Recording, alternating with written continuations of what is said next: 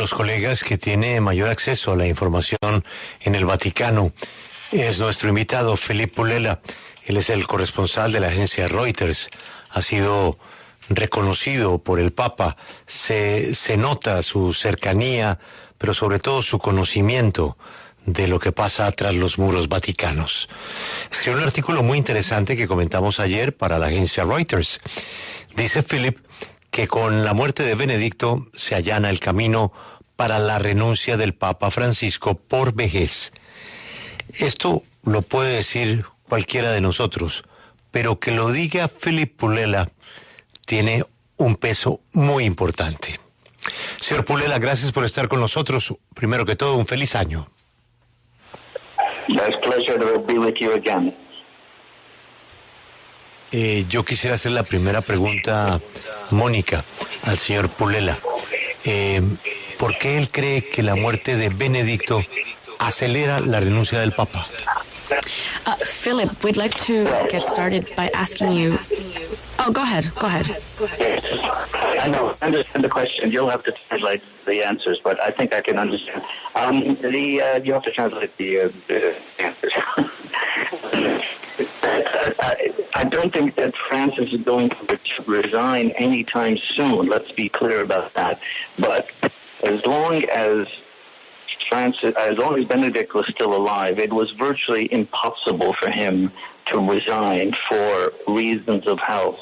That is simply because, as we know, the presence of two men wearing white in the Vatican at the same time for the past 8 years or so created a lot of confusion among the faithful. And so it would have been even more confusing if we had two emeritus popes and one reigning pope at the same time. So it would have been impossible. Now, the Pope is still quite healthy. Let's not forget that. He has a bad knee, but apart from that, there are no problems. I mean, he has kept up a voice, etc. But he is now 86, which is 1 year older than Benedict was when he resigned. He was 85. And so sooner or later, obviously, his health is going to decline. Francis has said very often, even to me, the last time I interviewed him in July, that he would be, very willing very ready to do exactly the same thing that Benedict did in 2013, as if he felt that his physical and mental condition did not allow him to run the church. He would step aside. Él no cree que el Papa Francisco renuncie pronto. Él quiere ser muy claro con eso, pero mientras Benedicto seguía vivo era imposible para él renunciar por motivos de salud, porque como sabemos esa situación de tener un Papa emérito y un Papa en el cargo pues generaba mucha confusión dentro de los fieles. Entonces nos dice que si renunciaba hubiese sido aún más confuso tener dos papas eméritos y uno reinante, así que hubiese sido imposible para Francisco tener esa posibilidad de renunciar. Ahora él nos aclara que el Papa Francisco sigue muy saludable, lo único que tiene es una rodilla en mal estado, pero más allá de eso no tiene ningún otro problema. Nos dice que Francisco tiene 86 años, un año más que Benedicto cuando hizo su renuncia, pero sí le dijo Francisco en un momento en una entrevista en julio que él estaría listo para hacer lo mismo que Benedicto en 2013 de renunciar si se siente mal física o mentalmente, pues él lo haría. Pero él cree que en este momento sigue saludable y no renunciará en el tiempo cercano. Quiero preguntarle si él coincide con su colega Elisabetta Piqué. La señora Elisabetta dice que estamos ahora sí cerca de una tormenta. Él piensa que una vez ha partido Benedicto XVI, ¿viene una tormenta en el Vaticano?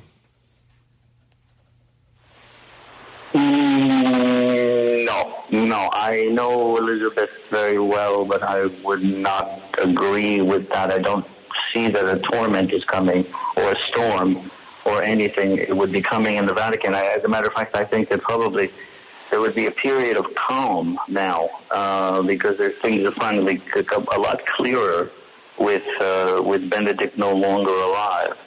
I think that there may be some elements in the Catholic Church that will be nostalgic for Benedict, as Pope Emeritus, just as they were nostalgic for him while he was a reigning Pope, because of their yearning for a more traditional church, and their disagreements with Francis.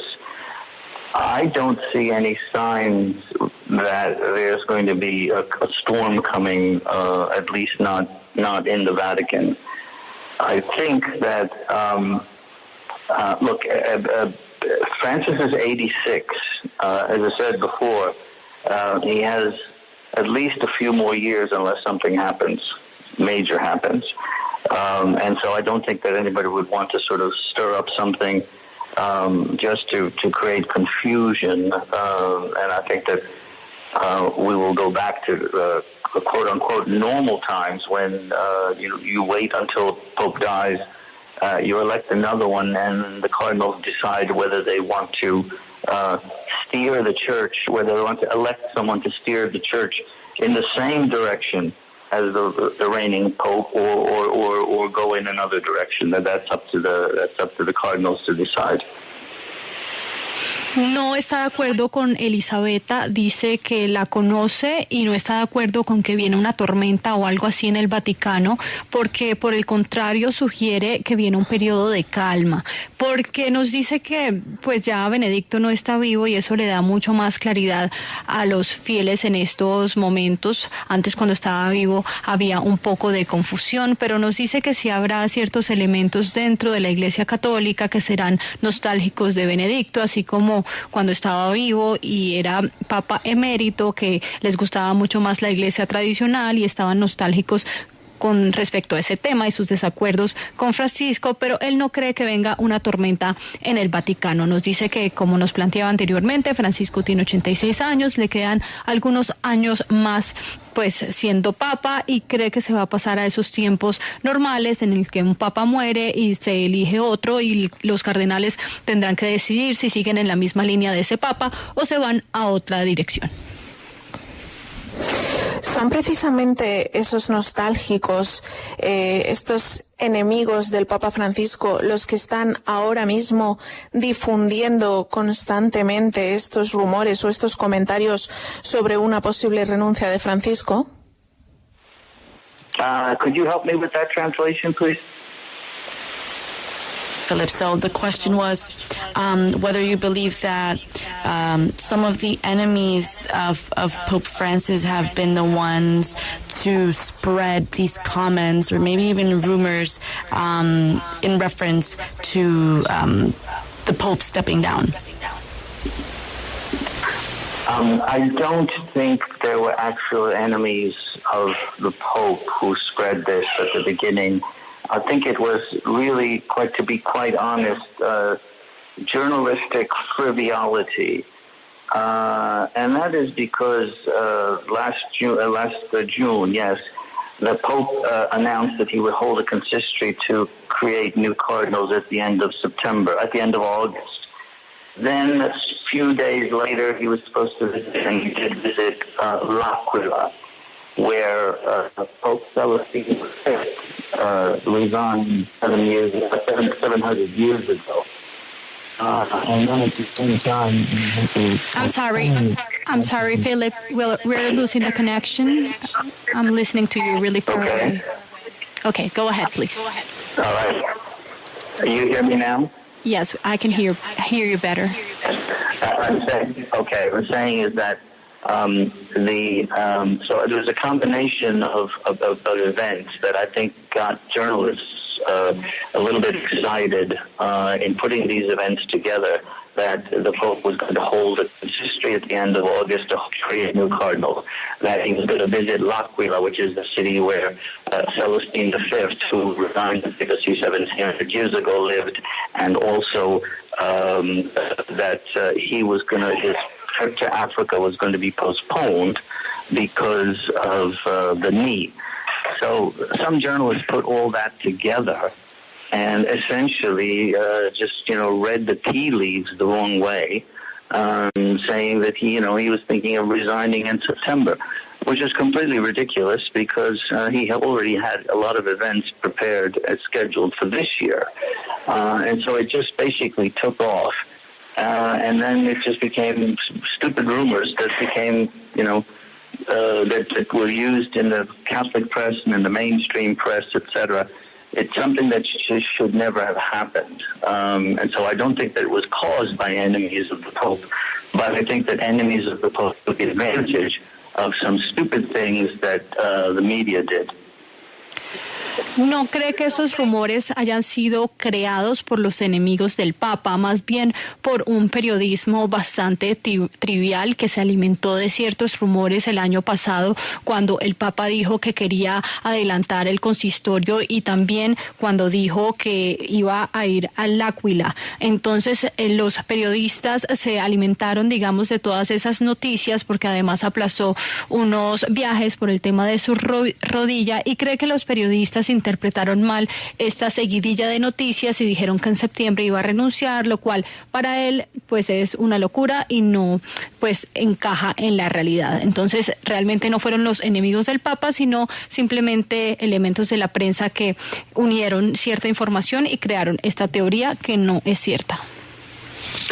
Philip, la gran pregunta es ¿qué va a pasar? ¿Qué va a pasar con el arzobispo Ganswein, ese secretario privado de Benedicto, el arzobispo alemán? Hay todo tipo de especulaciones. Tuvimos ya un primer reportaje de él en la República, hoy lo veremos en la RAI, estará en la televisión alemana, publicará un libro, y la pregunta, Philip, es ¿qué va a hacer Francesco con Ganswein? ¿Lo devuelve a Alemania? ¿Lo manda de obispo auxiliar? ¿Lo nombra cardenal para controlarlo? ¿Usted qué cree que va a pasar con Ganswein?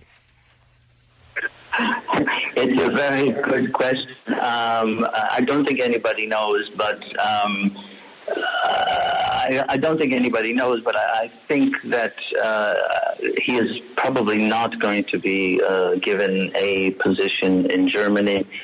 I really honestly don't know. It's a very difficult question because it's true that that they do not have a very good relationship because of some things that happened when Archbishop Ganswein was involved in the writing, involved in a book about married priests written by Cardinal Sarah, and then first the book said it was co-written by Benedict, and then Benedict said, no, I did not co-write this. It just became a very confusing situation. And obviously the Pope was not happy with the situation being so confused, particularly as it involved an older man who was not in very good health, that is Benedict. And so clearly Ganswein was essentially fired from the position that he had as the prefect of the pontifical household, although he still has that position, although he has not been carrying out that job since that time. So for more than a year, he was just he was with Benedict full time. So it's one of the things that we'll be watching out for. As far as books are concerned, Monsignor Ganswein has been very active in this past period because so far I've seen publicity of at least 3 or 4 books that are supposed to come out now that Benedict has died. And one of them is kind of like a book, which is a long interview book with Ganswein done by an Italian journalist. And then there are several books about Benedict for which Ganswein has written the introductions. He also gave an interview to German television, which was recorded before Benedict died and released, went on the air just a couple of days ago. So he has been very active, and I think he will remain active in the media. one of the things that I think we need to watch out for is the possibility that Ganzwein, depending on what he chooses to do, may become a person that conservative Catholics rally around, just as they rallied around Benedict while Benedict was still alive. Now, if Ganzwein wants to have that role and carry out that role, he can do it if he wants to. It depends on him on whether he wants to be such a controversial figure in the future, or he just wants to, now that Benedict has died, just basically let things calm down. Pues nos dice que es una gran pregunta, no se sabe qué va a pasar con Ganzwein, nadie lo sabe, no cree que vaya a tener una posición en Alemania y es una pregunta muy difícil de responder porque de hecho no tienen una buena relación. Algunas cosas pasaron relacionadas con un libro escrito por Benedicto, entonces digamos que el Papa no estaba feliz con la situación y pues más que todo estando relacionado con un hombre mayor que no estaba en buena salud, entonces a Ganzwein esencialmente lo retiraron de la posición que tenía, a pesar de que hace un año más o menos no llevaba a cabo ese rol, se dedicaba de tiempo completo a Benedicto, pero nos dice que ve a Ganzwein muy activo, con mucha publicidad de 3 o 4 libros que van a salir posteriormente. De hecho, le hicieron una entrevista en la televisión alemana antes de que Benedicto muriera y que salió a relucir después. Le hizo algunas introducciones a otros libros. Entonces, nos dice que está muy activo y va a continuar activo en los medios de comunicación. Hay que mirar qué decide hacer Ganzwein y cuál es el rol que él quiere asumir. Puede asumir ese liderazgo y, digamos, tener ese rol de que quieren ver los conservadores católicos que tenían ese apoyo o que apoyaban a Benedicto. Entonces depende de lo que él quiera hacer, de ser controversial o ya dejar las cosas quietas para que se calmen un poco. Volviendo a lo que estamos presenciando estos días en Roma, usted que es corresponsal en el Vaticano y en Italia desde hace tantos años y ha visto y ha sido testigo de tantos eventos, ¿cómo valora la respuesta de los fieles ante la pérdida, ante la muerte de Benedicto XVI? Well, for the most part, it's been very moving. I mean, there are clearly Catholics who were very fond of Benedict for many reasons, whether they were conservative or not. Clearly, the conservatives feel that they've lost a father. They've lost someone who supported their traditional values, etc. But there are also many people who have been going to pay their respects to the body of Benedict, who are respecting him just because he was Pope, and whether they agreed with him or not, he still was Pope. He was a very intelligent man. He was a kind man. He was Pope, and so they are paying respect to him as Pope, whether they agreed with him or not. And then there are many others, obviously, who are paying their respects to him because he was Pope, but also because he was their kind of Pope. So it's been very, very respectful. The numbers have been, substantial in the sense that over 3 days we have maybe nearly 200,000 people that have come to file past the coffin. Now that is a significant number. It's obviously nothing like what happened in 2005 when John Paul died. But John Paul had a papacy that lasted nearly 27 years. He had been for a very long time, and so a lot of people poured out. There were millions. And the thing to remember also is that Benedict died as a Pope emeritus. He didn't die as a Pope. And so people are going to see him because of the respect they had for him while he was Pope. There are a number of young people who don't even really know what Benedict's papacy was like. Maybe they are 20 years old now. They were teenagers or even children before.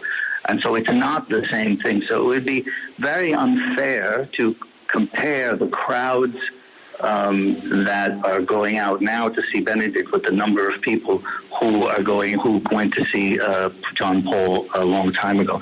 So the atmosphere here has been extremely respectful, and I think it probably will be at the funeral tomorrow, obviously, because whatever side you were on or whatever your feelings were or are, he was a pope. He was a historical figure who was admired by many during his pontificate and also afterwards. So it's been very respectful. Philip, this is the last question. El Papa Francesco le dijo a usted que él no se quedaría en el Vaticano ni regresaría a su Argentina natal, sino que viviría modestamente en un hogar para sacerdotes jubilados en Roma, porque esa es su diócesis. Dijo que le gustaría estar cerca de una iglesia grande para pasar sus últimos días escuchando confesiones. Philip, ¿cuándo el Papa le dijo eso a usted? ¿En qué fecha? When did he say this? He said it in the last interview. He said it to a number of people. He said it to me in the interview in July 2, which is when I interviewed him after all those rumors about the resignation. And he said at the time that this idea of resigning in the immediate future didn't even cross his mind, never entered his mind. He said he also denied rumors that he had cancer. So some people were putting out rumors that he had cancer, and this is another reason why people thought he was going to be resigning, because he had cancer. But he said that he didn't have cancer, and he said if the doctors found cancer when they operated him for the colon, he said they didn't tell me anything about it. He joked about it. So, yes, I mean, he said, and not only to me, but also to others before, that when he came here in 2013, when he was Cardinal Archbishop of Buenos Aires, he had brought very little things with him, and he had already chosen the room in a place in Buenos Aires where he was going to retire and live in a very small room in a house with, a residence for retired priests, and he wanted to hear confessions. So basically, he said that that's what he wants to do if he resigns instead of dying in office, and that he said that he would want to stay in Rome because it's my diocese. He said. And that he would not go back to Argentina, but that he would stay in Rome because he is archdiocese, and that he wants to be called Emeritus Bishop of Rome, and not Pope Emeritus, which is very important because there's been a confusing situation in the past almost 10 years because of the Benedict wearing white, etc., and continuing to write.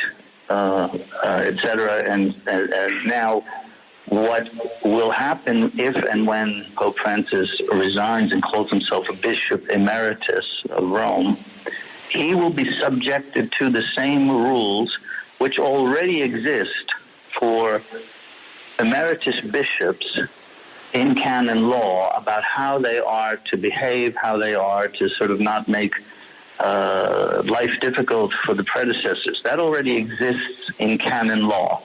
If he will be the Bishop Emeritus of Rome, then it will already be juridically outlined in canon law. It already is. There will be no need for a new document about Popes Emeritus, because there won't be technically Popes Emeritus. There will be someone who was Pope but is now an Emeritus Bishop, and that will be covered by canon law, which already exists.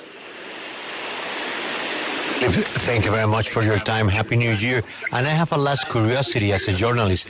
How do you contact with the Pope? Sure. The Pope call you? You call him? You have his cell phone number? I can't tell you everything, but I can't tell you everything. No, I don't have his cell phone number. I have a way of contacting him directly through to some people who can get a written message directly into his hands. The interview that I did with the Pope in July was the second one. The first one was in 2018. He knows me because of the number of trips that I've done. I approached him requesting the interview, and in this last case, I sent him a note asking, are we still there? No. Yes, Are you still there? I'm here. Yeah, sorry. That's some tones. No, so in this last case in July, I sent him a note sometime in June, and he then called me directly at home on my cell phone, and it's kind of interesting because I kind of knew it was him because it came up and it said, no number. And he said in Italian, Mr. Pullella, this is Pope Francis. And so it was kind of funny. But and then he made his own schedule. So he said, I got your letter, and yes, et cetera, and how would you like to do it on July 2? And so, how do you say no? So he said, okay, so how about 4 o'clock in the afternoon? And I said, okay. And that was it. And I must say also that in the course of the preparations, I had contacted him several times to find out whether he wanted a list of themes, etc., because we wouldn't give specific questions because then it's not really an interview. So I offered to send him themes about things that I wanted to talk about, and he said, no, I don't want to, don't bother, it's not a problem, I don't want to self-censor myself. And that was in the first conversation, and then we had the meeting, and it was my second interview with the Pope. The first one was 2 hours in June of 2018, and that one we were totally alone for 2 hours. There were no television cameras there, and no one else either. And second one, this past July, we divided it into two sections. One lasted about an hour or so when the television cameras were there, my television cameras, and so it was all totally on the record. And then the crew and everybody else, the sound people, etc., left the room so that we could continue a private conversation. And the stuff in the private conversation, for the most part, I didn't write about, or can't write about without his permission. And there's some interesting things that may be in a book someday, but we'll see. We will waiting for your book. I have a last question, but the answer only has to be yes or not. Do you believe in the legend of the Black Pope? Because I have seen billboards on the streets of Rome talking about Cardinal Turkson from Ghana. Do you believe in the legend that the next Pope will be black? No. I mean, I don't know if next one, but it does nothing. This happened the last time as well. This happened in 2000, and it happened in 2005 when Benedict was elected, and happened again in 2013. The thing is that people just sort of look around and say, the time is ripe for this. But I think if we have with John Paul, we had the first non-Italian Pope in 455 years. Okay. He was succeeded by Benedict, who obviously, as German, he was also non-Italian. Then in 2013, we had Francis, who was the first Latin American and the first non-European ever. Well, this African Pope in the very early part of the church. But anyway, and so I think if you look at the geography of the church, and if you look at the type of people that Francis has made cardinals, there is let's put it this way, there is a much greater possibility that the next Pope will come from Asia rather than from Africa or Europe or North or South America. I would not be surprised if the next Pope is from Asia. Yeah, and that's the name of Philippines. Philip, thank you very much for your time, and have a Happy New Year. Okay. You're welcome. Thank you very much. Bueno, él dice que no, menos mal, Grace, porque la leyenda también dice que si el Papa es negro se acaba el mundo. Sí, él dice que él no, que él cree que por mirando la geografía y las personas que Francisco ha hecho cardenales en los últimos años, hay más probabilidad de que sea de Asia que de África.